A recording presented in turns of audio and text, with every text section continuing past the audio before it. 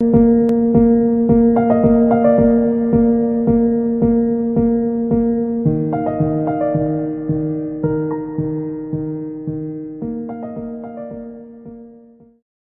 right, Bahamas.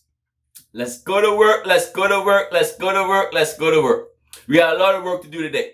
But before we jump into this one, what did we discuss last Sunday? So what we discussed is that the most important relationship you're going to have in this life is your relationship with God. Bar none. Nothing come before that. What did God say? If you're not willing to forsake father, mother, child, and worship me, then you're not worthy of me. So what we discussed is but for God. I don't care what you put at the end of that, it gotta end good. Once you put but for God, so like God cancer, but for God, but because of God, but God. It's as simple as that. And that's what we discussed. So the most important relationship you're going to have in this world is that relationship with God. Because once you add God to the equation, I don't care what it is. I lost my job, but God. And however you end that sentence, it gotta be good because God is in the mix. Now watch this, Bahamas. I said we're going to continue to discuss relationships for the full month of February. So my wife came to me and she said, why don't you do part 2? Now, Bahamas, I told her no. Flat out, I said, no, I'm not doing a part 2 because part 1 was too strong. I never told her why I wouldn't do a part 2. But I'm telling you, the reason why I didn't want to do a part 2 to the fact that your relationship with God is the strongest relationship you're going to have is because I felt like a part 2 would never be as good as a part 1. Think about it. Think about all the movies you ever watched. When has part 2 of that movie ever been as good as part 1? So I was like, nah, nope. I said, nope, I'm not following up on that. But now I gotta do a part 2. I feel like I must do a part 2 because I told you why. So I said, you know what? Let's do a part 2. So part 1 was that your most important relationship is your relationship with God. So what is your most important relationship? Your relationship with God. And part 2, what we're discussing today, is how do you maintain that relationship? So what is it that you have to do to maintain that relationship? That's part 2. And it has to be as good as part 1. So I gotta go to work today. That's why I said that. So I'm going to work today. So let's say a prayer and jump right into it. So God, pray that you may bless our relationships. And most of all, we pray that you may bless our relationship with you. In Jesus Christ's name we pray. Amen. All right, let's go. So we're going to work and we're discussing the most important relationship. But not only that, how do you maintain that relationship with our Lord Jesus Christ? And I have a story for you. So we back in the book of Exodus and I'm going to Exodus chapter 1. So I got a story for you because I know you guys like stories. I like stories. But before we get into that, I got to warm you up first. So I got to warm you up. So listen to these 2 verses. So we're discussing how you maintain that relationship with God. And verse 1, well actually verse 31. We're in Exodus chapter 12 and verse 31. And listen to this, and we got to go deep. Because like I said, this is a part 2. So I got to make this as strong as part 1.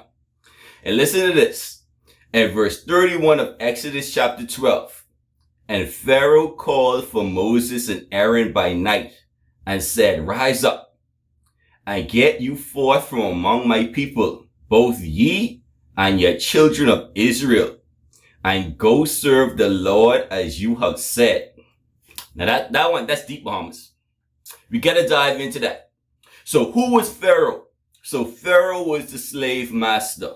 Plain and simple. Pharaoh was a slave master. And he was done. He told the Israelites, you know what? Go serve the Lord. Now, he didn't want to do it. To Pharaoh's credit, he didn't want to do it. He fought against it, but they wore him down. He said, you know what? You all go serve the Lord. So let's go to work. Let's think about this. So what is slavery? What is the institution of slavery? Slavery is the devil's institution. So what slavery is basically meant to do is strip you of everything. They take away your kids. They take away your clothes. They take away your dignity. They take away your freedom. Everything you've ever had. Slavery is designed to take it away because now you become a possession. You're no longer a person. You yourself are a possession, and a possession cannot have other possessions. So the minute you become possessed, see, I'm going deep into this one. So the minute you become a possession, or the minute you become possessed, because that's what slavery is designed to do.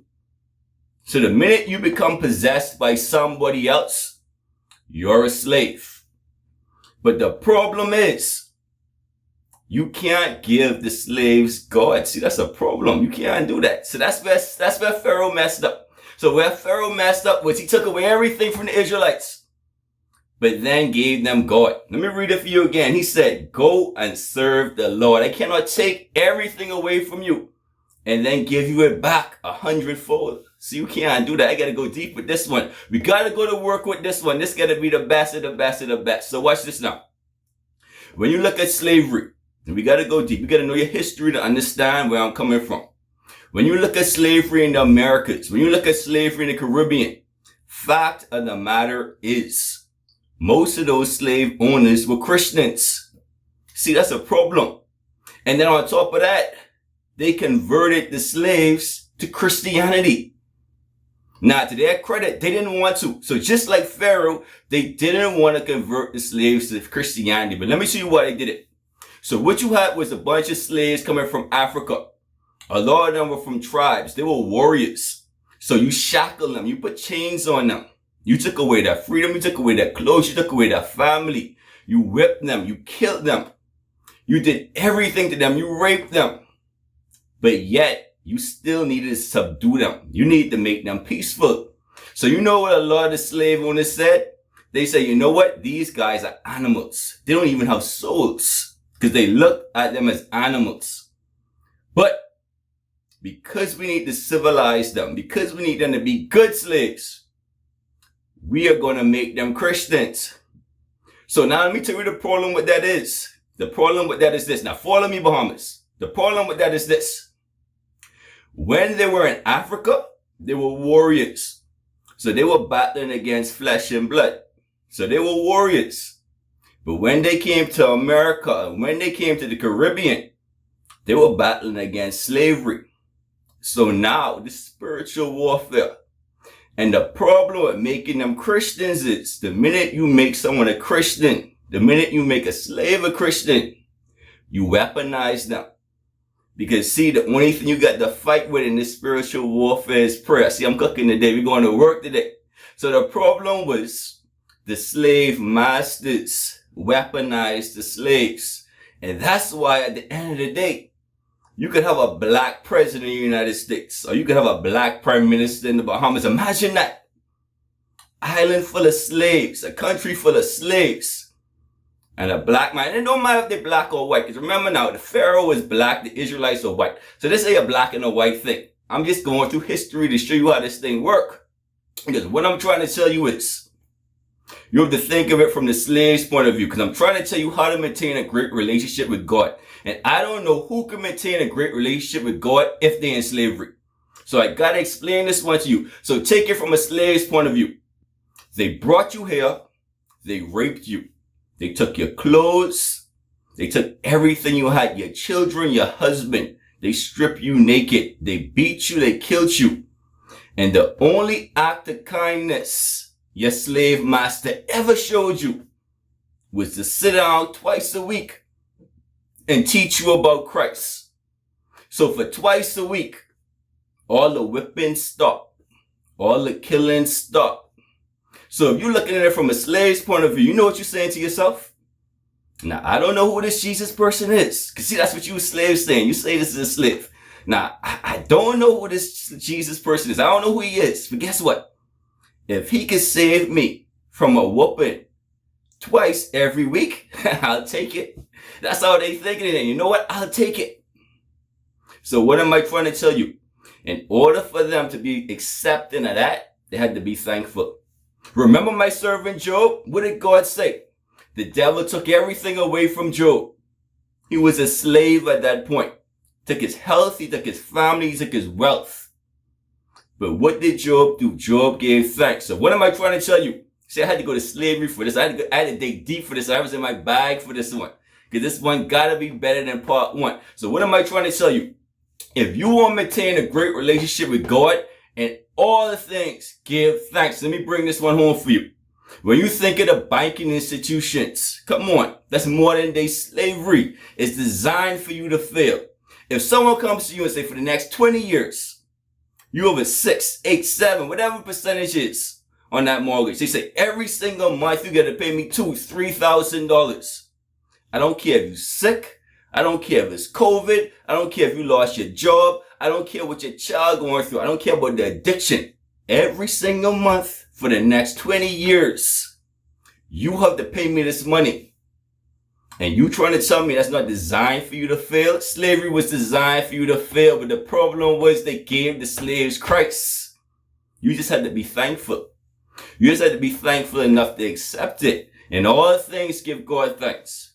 Think about it, Bahamas. Think about the tax system. They charge you taxes on taxes. That's modern day slavery. How you going to charge me duty? And after they pay that duty, you going to charge me VAT on top of the duty? How you going to charge VAT on duty? You taxing taxes. Double taxation. It doesn't make sense, Bahamas. It's designed for you to fail. Think about our leaders. The corruption is designed for you to fail. How am I going to appoint someone other than the FNM and the PLP if that's all I got to appoint? Come on. It's a money thing. So then I'm not surprised when I get a liquor store right next to my house and a number shop in my backyard because they don't care. Why? Because no matter who gets in, if you don't have enough money to have the lobbyists to represent you, you're not represented. I'm cooking it down. I'm going to work today. So what am I trying to tell you? I don't care what situation you in. Say I went back to slavery for this one. That's the devil's institution. I had to pick the worst thing I could think of for this one. And if the slaves could give thanks and make it through slavery, and that's why you can listen to me today talk so reckless. Because of that. Because that's all we got. That is why you need to give thanks. As long as you can give thanks, you maintain that relationship with God. Let's go to work. And listen to Genesis chapter 50. And Joseph was a slave. And look at what Joseph said. And he said this unto his brothers who sold him into slavery. He said, fear not, for I am in the place of God. I could talk about it all day. He's in the place of God. I mean, God put him there. But as for you, ye thought evil against me, but God meant it for good, to bring to pass all that is today to save my people. And that's what I'm trying to tell you. I don't care what evil has been done against you and has been doing to you or done to you is being done right now. God has meant it for good. As long as you're thankful enough, think about it. Think like a slave. You got to go way back. As long as you're thankful enough to accept it, to give God thanks. Because we know how this story ends. Now let's go to work. I warmed you up. I think I'm kind of even with the last episode of last Sunday. Let's go to work. We got to go to work now. And I got a story for you because I promise you guys a story. So we're in Exodus chapter 1. And listen to this story. And I ain't got much time, so I got to make this one quick. And we're starting at verse 9. I'm going to break this one down for you because like I said, it's all about giving thanks. But I got to bring this one home. I got to make you all feel this one. And we're in Exodus chapter 1 verse 9. And Pharaoh said unto his people, behold, the people of the children of Israel are more and mightier than we. Now let's talk about that. What's the most important thing here? Pharaoh said to his people, he said, look at it. And I underline it and it's in red. His people. So who am I talking to? I'm talking to all the people that's suffering right now. Because you have leaders. And who do the leaders talk to? Who do the leaders look out for? Their people. The Pharaoh spoke to his people. And that's what the problem is. That's why it's so much corruption. Because they're looking out for their people. So the majority of the people are struggling unless you are part of their people. So let's go deeper with this one. Listen to what it says. And the Pharaoh said to his people, behold, the people of the children of Israel are mightier and more than we. So imagine that. And that's what I'm trying to tell you. It doesn't matter who you are, who you know, who you don't know. So what if you ain't FNM? So what if you ain't PLP? Listen to what they're saying about you. They are more and mightier than us. The poor will always be more than the rich. It's a select few that's their people. But see, you're in the majority. So the key to it is this, and that's what I need you to remember to be thankful. If they're saying you are more and mightier than them, because power is in the hands of the people, what are you saying about yourself? And that's the key to being thankful. So forget everything that's going on. Forget a corrupt system. Forget the taxation. What are you saying about yourself? Because life and death is in the power of the tongue. Let's go to work and listen to the story. So Pharaoh said unto his people, behold, the people of Israel are more and mightier than we. But come on, let us deal wisely with them, lest they multiply, and it come to pass that when there befalleth any war, that they should join unto our enemies and fight against us and get us up out of the land. So listen to this. And what did God say? God say, see, a man who is wise in his own eyes is more hope for a fool than him. So when it says here, let us do wisely. So here it is. You have Pharaoh, and it says us. So that means he has people co-signing this.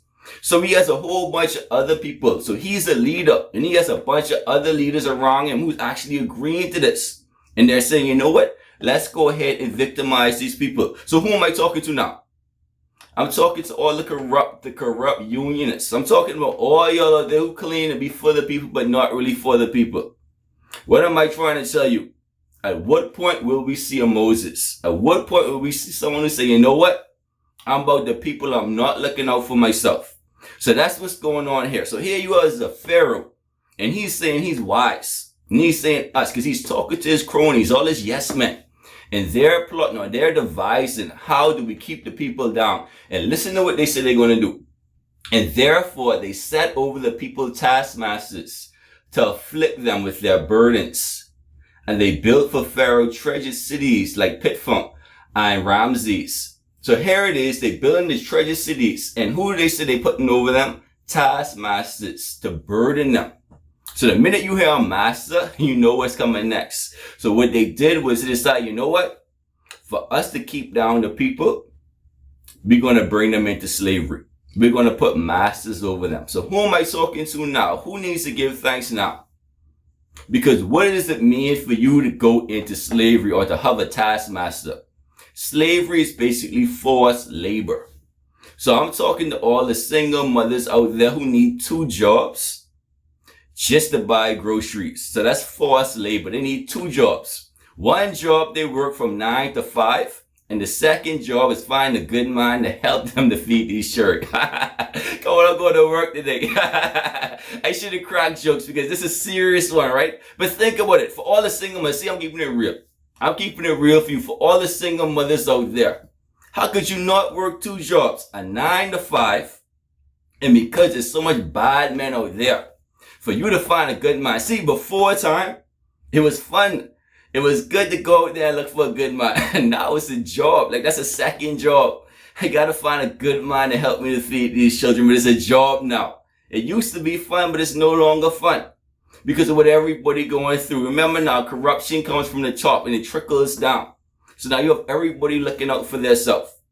So that's what I'm talking to. I'm talking to all the single mothers out there who forced into labor. Forced labor, having 2 jobs. Come on, I'm going to work today.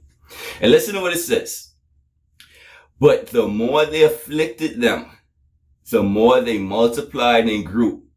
And Pharaoh and his cronies were grieved because of the children of Israel. So here it's saying the more they afflicted them, the more they multiplied and grew. So what is the important part here? Multiplied and grew. What does it mean to grow? The people are growing wiser. Think about it today, Bahamas. Have you ever seen so many resignations of MPs? Think about how much MPs resigned in the past few years. Because the people are growing wiser.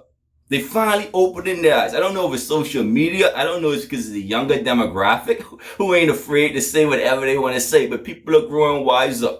So here it is. You have the Pharaoh, and he's upset because the people are growing wiser. The leaders are upset because the people ain't dumb no more. Remember now, the key to slavery was you couldn't even read. If they caught a slave reading, you got hung. Now, people just reading will come up on their phone every single. That's all they do all day. All day they read will come on their phone. So before time, we weren't allowed to read. Now that's all they doing is reading. It may not be books. Like, come on, you may not have picked up a book in years. So we pick up that phone every day, and every single thing that pop up on that phone, we can read. And that's the problem. The people are growing wiser, for better or for worse, because some of the things on social media is a mess. But for better or for worse, the people are growing wiser. See, I'm giving you reasons to give thanks. I haven't reached the ultimate reason yet, but I'm warming you up. See, I'm gradually warming you up. So these are reasons for you to give thanks.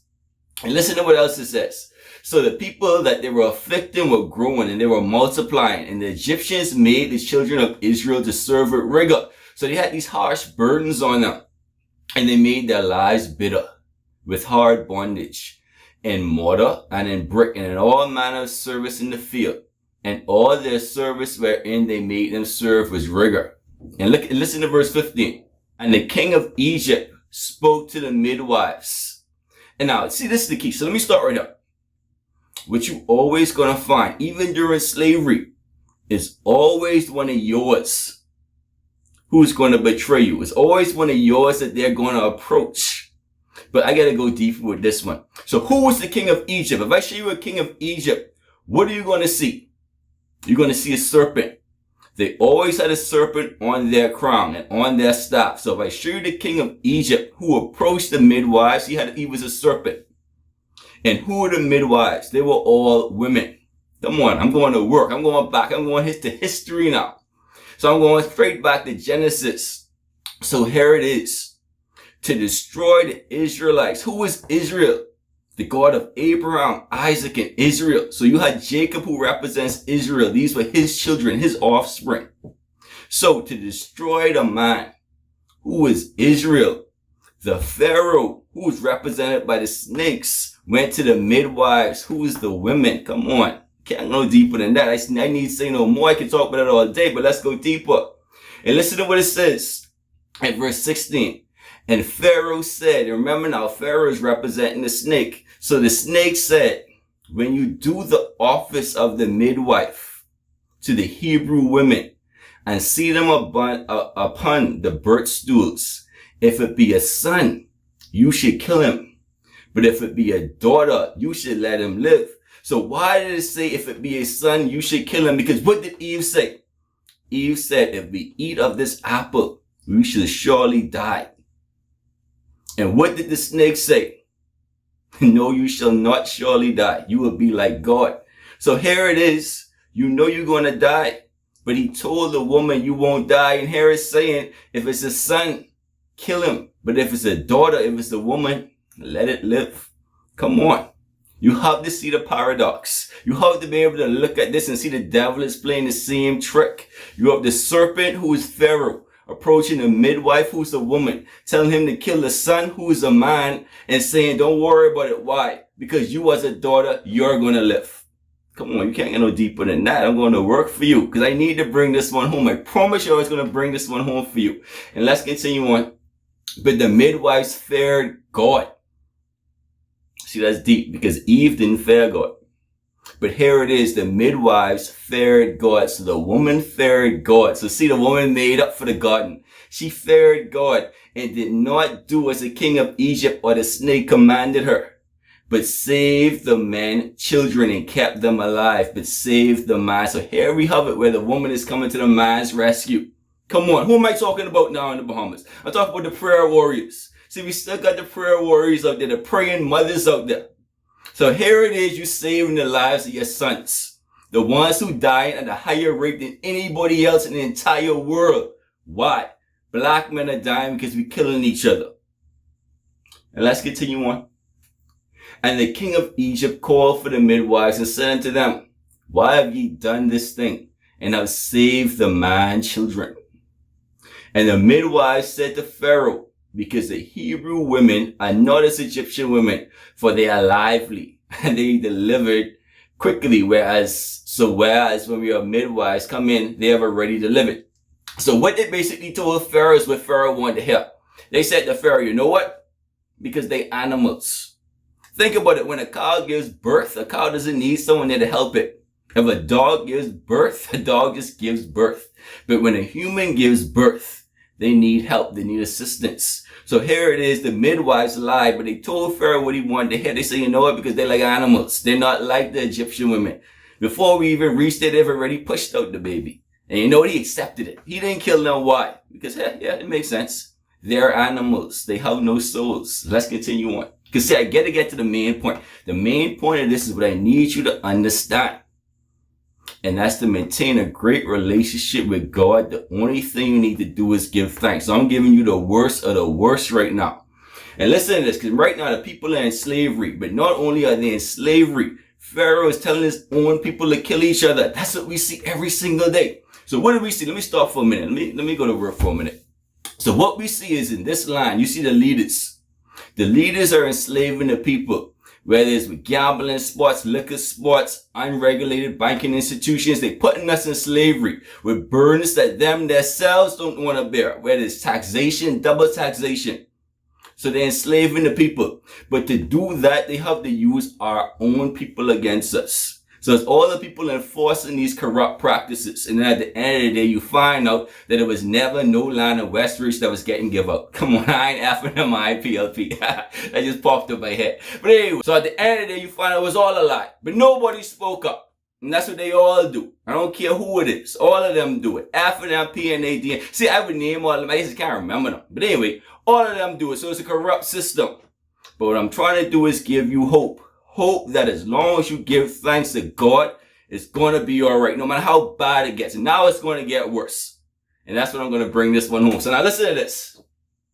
And it came to pass that because the midwives feared God, God made for them houses. So what did God do? When it says God gave you a house, think of the house of David. What it's saying is that God blessed you for generation to generation. So it's a generational blessing that he gave the midwives. So now listen, and this one it gets worse.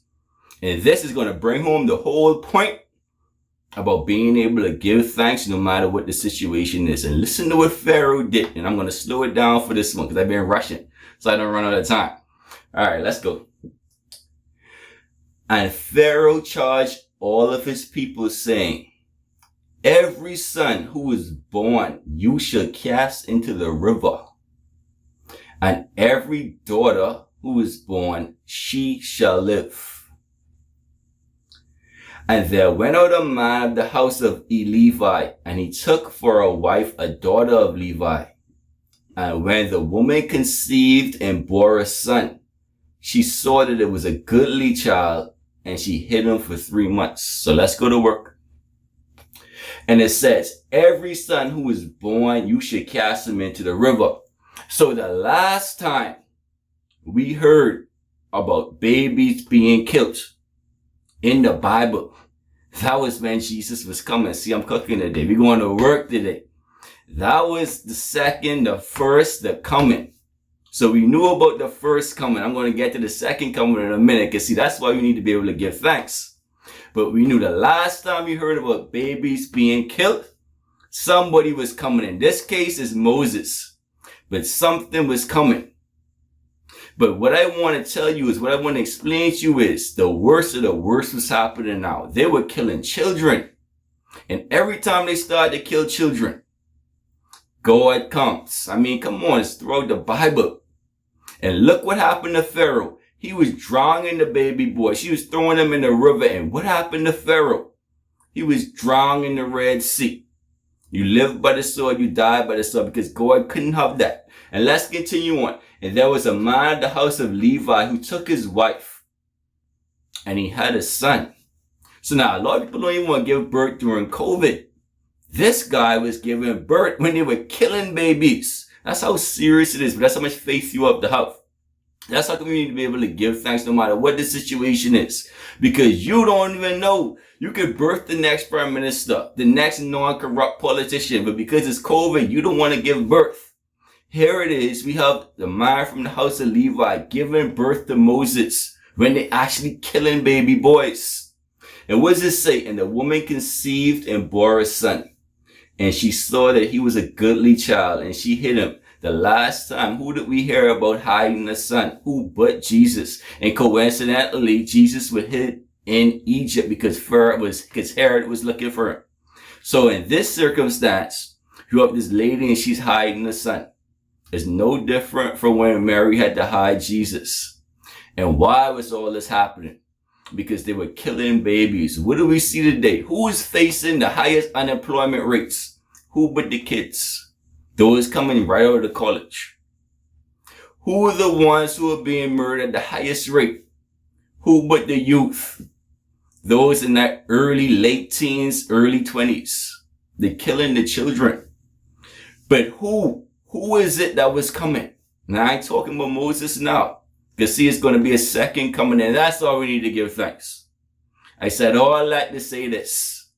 We know it's going to be a second coming. We know that no matter how corrupt the politicians are, how corrupt the leaders are, it doesn't matter. Why? Because what did Joseph say? What you had meant for evil, God has designed for good. So what am I trying to say here?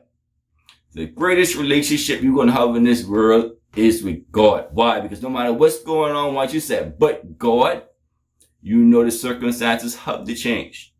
And to maintain that relationship, remember my servant Job. Remember our Lord Jesus Christ. I promise you it's a second coming. I promise you it has to get better. I don't care if it's slavery. I don't care what you're going through. A lot of people are being institutionalized. I don't care if you're coming out of jail. One of the worst institutions in the world. I promise you, through Christ, anything is possible. In Jesus Christ's name we pray. Amen.